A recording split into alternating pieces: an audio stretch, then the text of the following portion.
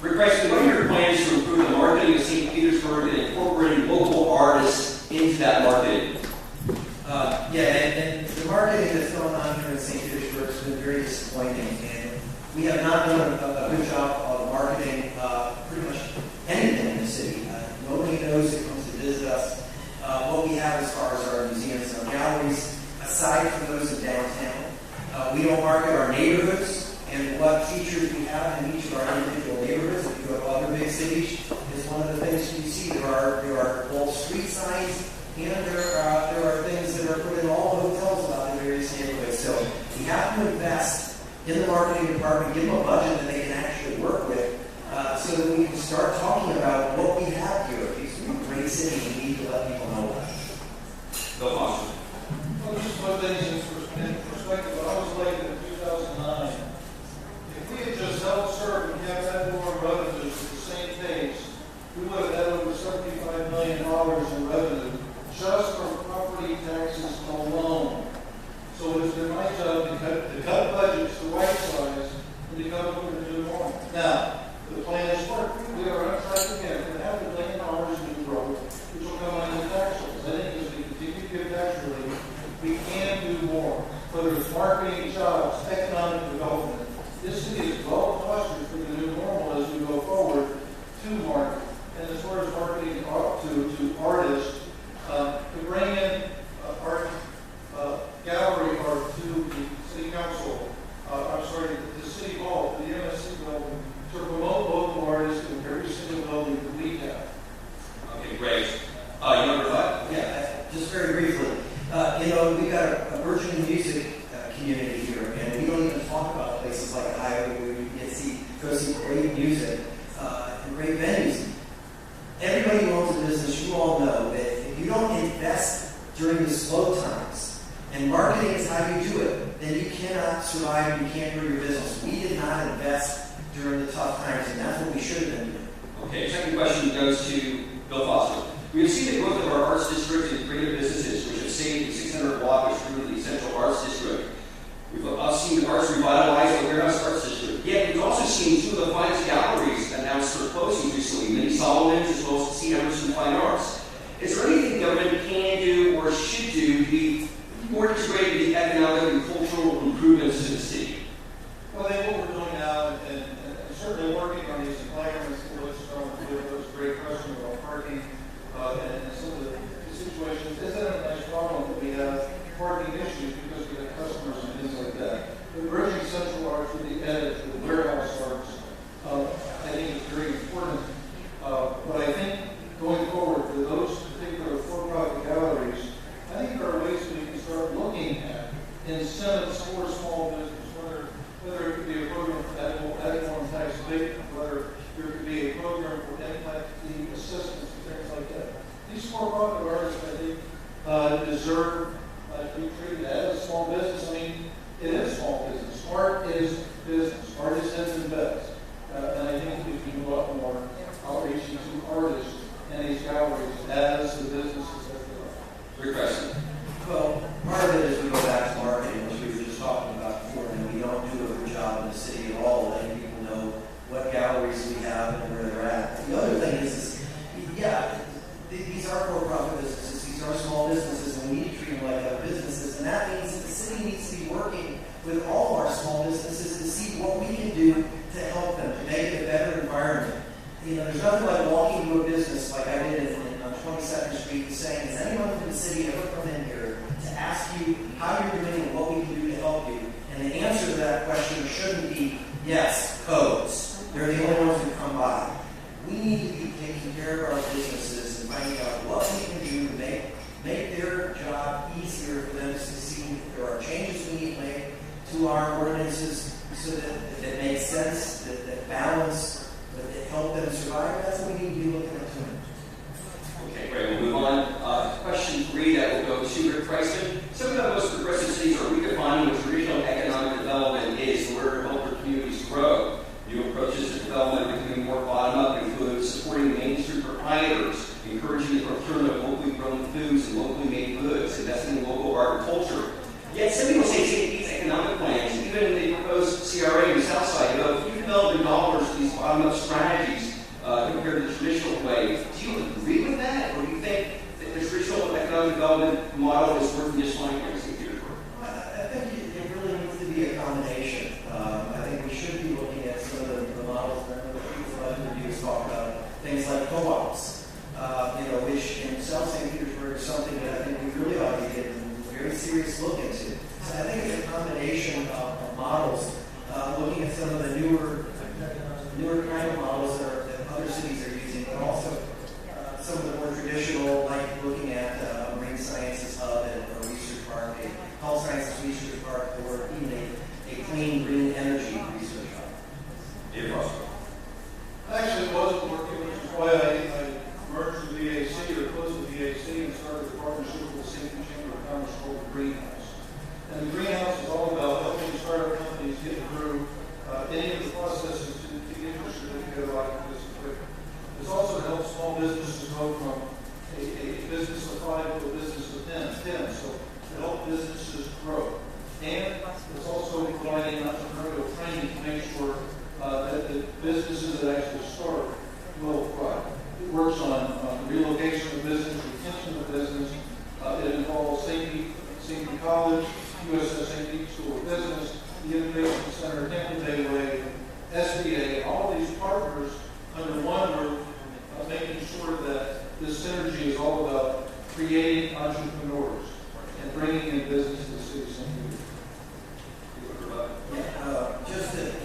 Those things all sound wonderful that the mayor is talking about, the greenhouse, but the Business Assistance Center, the reason that it might not have been as successful as it had been toward the end before it underwent its change was it has 4 employees.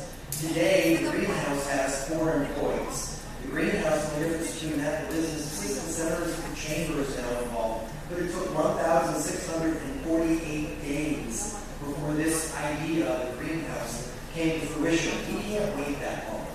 We need to be moving forward. We need to be helping businesses be successful.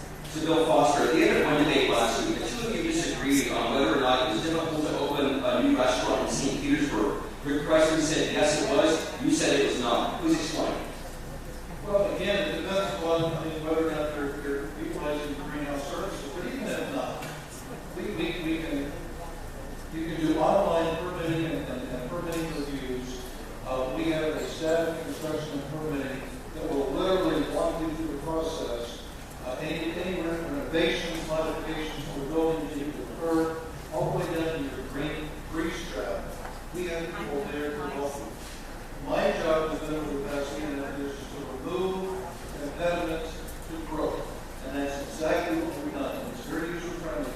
I meet with the construction trades, the architectural trades, make sure that they know how to get through the process, and make sure that if we have to hold their hand, we will. But most of the time, it's not a result of a city failure in helping them move forward.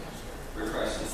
Yeah, and my answer as to why it's difficult, which I believe it still is that while our permitting department is better than it had been, it still isn't good enough, and it still is creating difficulties. For example, if you have one inspector who comes out on one particular day, does an inspection, and says what you're doing there, what your contractor is doing is acceptable, if that same inspector is the one who comes out the next day, you can get flagged. Because a different inspector sees that and says, no, that's not the way it's supposed to be. Those are real stories, and they are continually happening.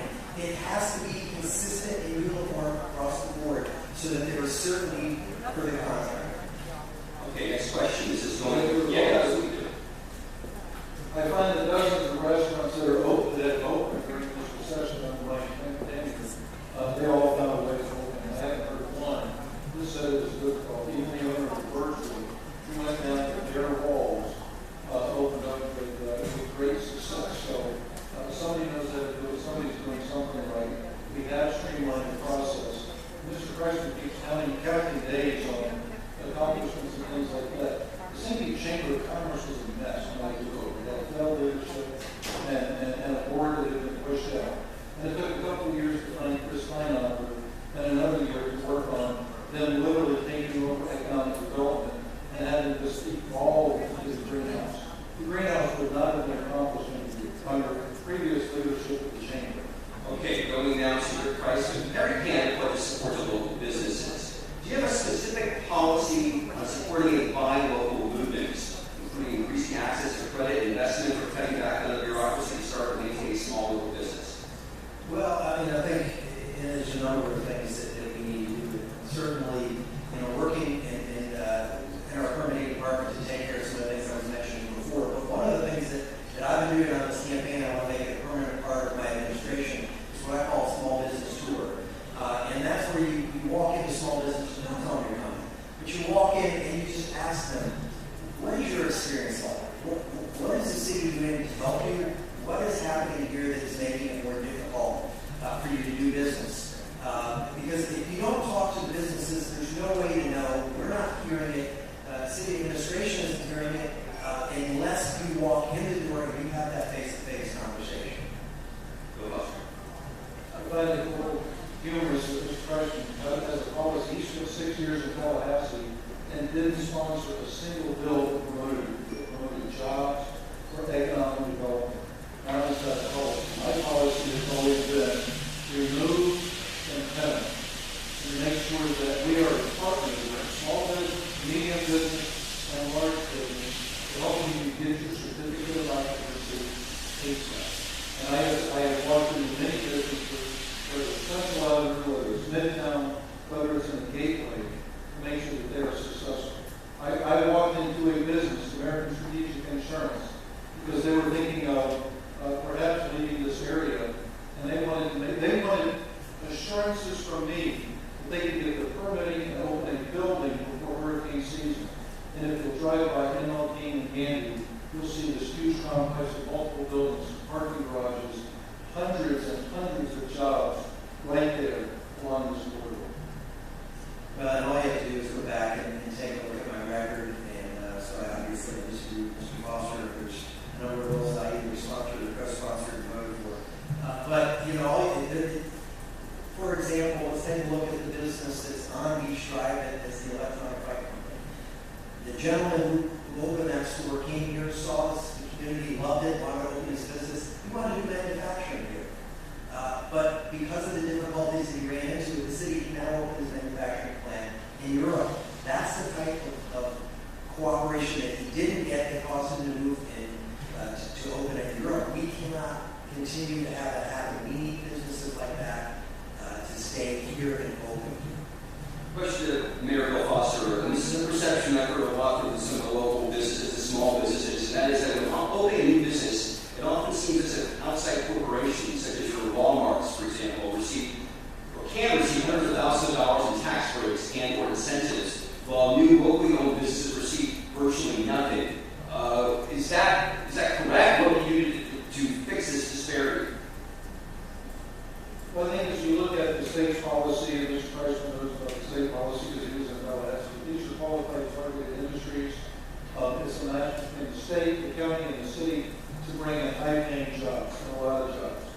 There's also opportunities in the enterprise zone for tax credits for every job created, and we have provided those types of incentives. But as I said earlier, I think now is the time, after cutting and tens of millions of dollars, now maybe a time to look at adding more of a labor program. Maybe even on a small scale, but just enough to make sure that the small businesses feel like we made an investment in their future and their success. Impact fee payment programs. Again, this may not be a big deal, but just a small bit of our appreciation and an investment in incentivizing their own. Great price. Yeah, and the way to say this, I've heard the QTIs that Mayor Foster talks about. So that usually seems to be if you have X amount of employees at a certain salary, you can do that. Is there anything like that on a local level? Yeah, and it's something that we ought to look at creating. I mean, I think we need to do more in the city to incentivize small businesses because, the thing is that small business, hopefully, if we nurture it, grows and becomes something bigger than what's traditionally known as a small business. And we get that medium-sized or eventually large-set businesses. So I'd like to see us looking at different incentive programs, whether it's a waiver of fees or taxes, but I also think that we need to work with some of our local lending institutions who haven't always been as quick to open their accounts to loans, for small business loans. And a lot of small businesses sometimes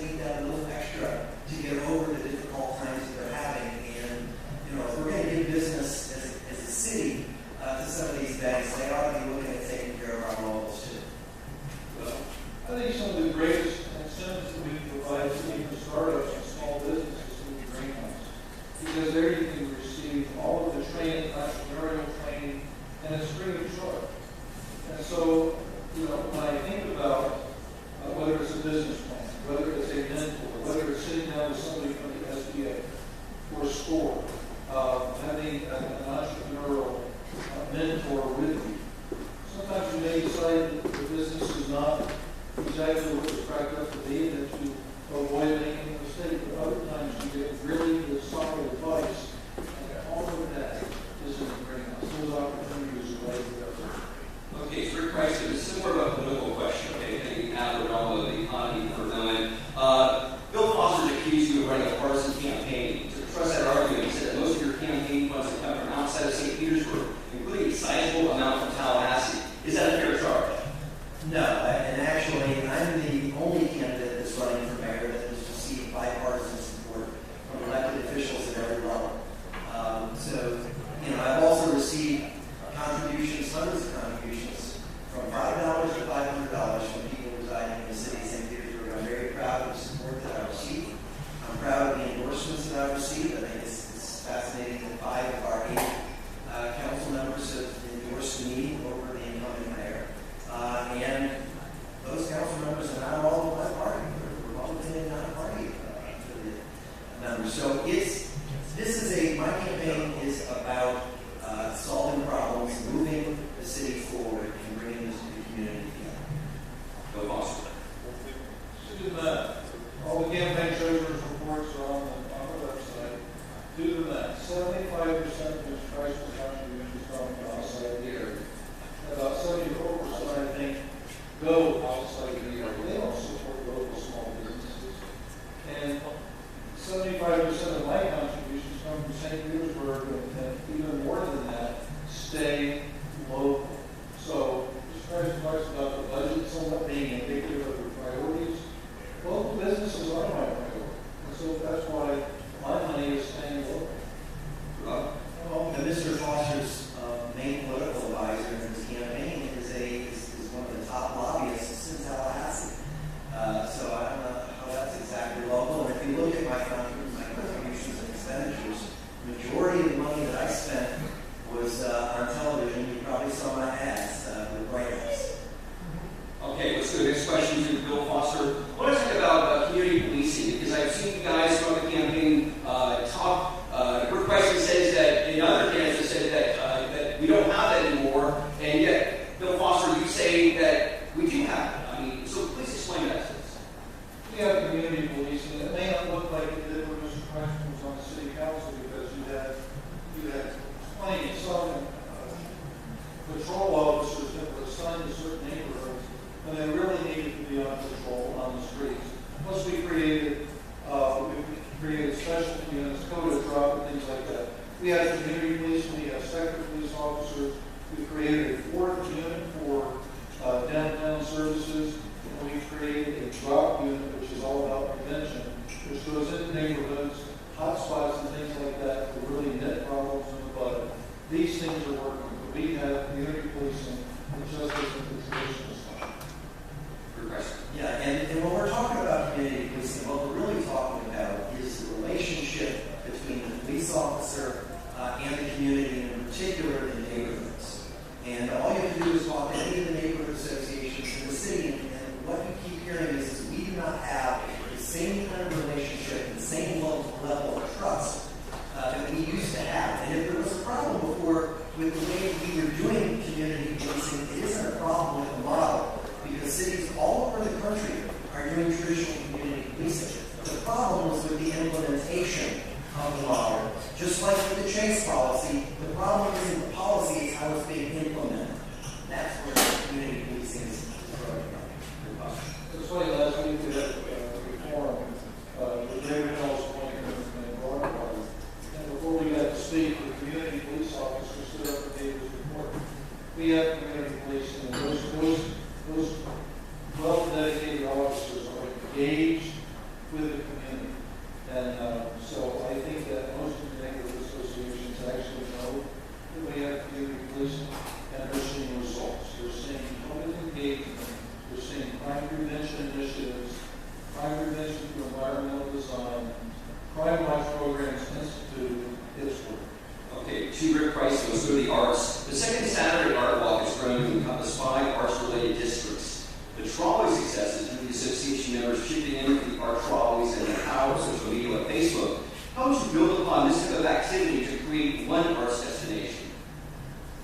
Well, I mean, you're talking about public transportation when we talk about the trolley, and obviously that's a big part of whatever we do moving forward with green light analysis. It's absolutely critical. But again, you know, to create that the one arts destination really is about how you market yourself and how you communicate that out, not only to your own community but outside the community. And again, it's an area that I think we have really dropped the ball pretty significantly on here in the city. You know, we do not recognize the individual districts. At the same time, we don't have the opportunities even, nor do we take advantage of them, creating things like they have in other cities where you have a go pass, where you can select which galleries or which museums you want to go to long before you even get there. So that's the direction we need to be moving into, is to creating a more unified marketing perspective on our arts, in addition to pointing out all around the city where we have art, not just in the downtown area. Bill Foster. It's a conversation that John Collins and I are having right now. Because a lot of these art districts, believe it or not, they feel like they need to compete with each other. And that's why I think once we get over this idea that these districts have to compete, and that we are one single arts district as a city. According to American Style Magazine, 3 years in a row, we are the #1 cultural destination in the country for cities under 500,000. So it is playing in arts, the central arts, the edge, Grand Central, warehouse arts, and making sure that they are tied in with a trolley, pedestrian enhancements, reasonable parking, and marketing, and all of these things that I think can tie all of these things together. They don't have to compete. So we can get people from the WAD, from Buckingham McClellan's to Grand Central, all the way to downtown, and it's not all about the big buildings. It's about some of these smaller galleries that are just as important. Well, this isn't so much of a follow that we ran out of time to say this before, but one of the other things that we really need to be getting over is expanding art into other areas of the city. If we're really going to have a unified city, whatever you want to call it, unified, seamless, equal, there needs to be public art all over the city, out of West St. Petersburg and South St. Pete, out of the Andy area. You just don't find the galleries, you don't find the museums, you don't find performing art. We're fortunate Free Fall is now best. We need more of that in all areas of the city, not just based in the downtown. Thank you, Rick Price. Okay, let's go to Bill Foster, baseball, the Rays. And actually, I'm trying to put 2 questions into one here. What ways will this year consider running the Tampa Bay Rays, look at potential stadium sites, and what also picture, elaborate on your comments to Tampa Bay Times at Toronto Board last month when you said, I think there was a big question mark as to whether or not Tampa Bay is a major league region. I'm running more than 60 seconds, so I'm going to have a rebuttal. The conversation changed, and as a leader, you have to adapt when issues, when circumstances, and when things change. What the conversation turned into was, okay, we're going to be here in 2027, but do you want 2028? Do you want 2030? Do you want 2040? Do you want the Rays in Tampa Bay for your kids and generations to come? And I said yes. And so the only way we could have those discussions with the generations of baseball in Tampa Bay was to acknowledge that the city of Tampa and Hillsborough County had to be at the table. I've been accused of flip-flopping on that, but the circumstances changed. And recognizing the investment of the taxpayers of St. Petersburg that will always be paramount, that there will be no negating or no deviation from the protection under the contract. So making sure that the taxpayers are protected, but making sure that we keep the Rays here for generations to come. So that's how the conversation evolved. I am convinced now that 29 owners and the Commissioner of Baseball have no interest in keeping the Rays with baseball in Tampa Bay. I'll explain that how we roll. First, you were President, I'd like to get your response as well as you think it's a legal region. And maybe it's not, because the Rays again are that last league attendance, but go ahead. Yeah, I do think it's a major region, and let me be very clear on this. My #1 priority as mayor of the city of St. Petersburg is to keep the Rays in St. Petersburg and protect the taxpayers of the city of St. Petersburg. We have invested a lot of money and a lot of heart and soul into that team. Some people gave up their homes and their businesses for that stadium to be built. So my first priority is to do everything I can to protect the taxpayers. And having said that, and I've been very concerned insistent on this. If the Rays are insistent that there is nothing that we can do to help them be successful here in that present location, then I would be in favor of allowing them to take a look at sites within the Tampa Bay region so that we keep them here within the region. However, to do that, there will be a price they have to pay, and if they decide to leave, it will cost them. Well, the beauty of being mayor is I'm at the table. I talked to Mr. Sternberg and Silverman and Colton and all gentlemen throughout this entire process. But let's be very clear. The only way to protect the interests of the taxpayers fully is to not mess around with this concept. Now, I was going to look at that if the risk versus the reward were there. But I believe that Tampa Bay is a major league region. I don't believe the 29 owners, excluding Mr. Sternberg and the Commissioner of Baseball, actually believe that. When you vote fire, you can do it. Okay, just a couple questions left to go here. Let's talk about code enforcement, Rick Kreisman. Should the level of enforcement be increased, decreased, stay the same? What's your thoughts about that? Yeah. During the entire time I was on City Council codes, I was chair of public safety, and codes was always something I was very concerned about because I'm a big believer that if you don't address codes, you don't take care of the properties it spreads, and it impacts everyone, and it impacts their property values. Codes has been cut, their budget's been cut by more than 25%. I think their effectiveness, not just because of budget cuts, but the way the department is currently being run, is not effective. And so I think it's a combination. We need to take a look at their budget, and we need to take a look at the way the department is being run.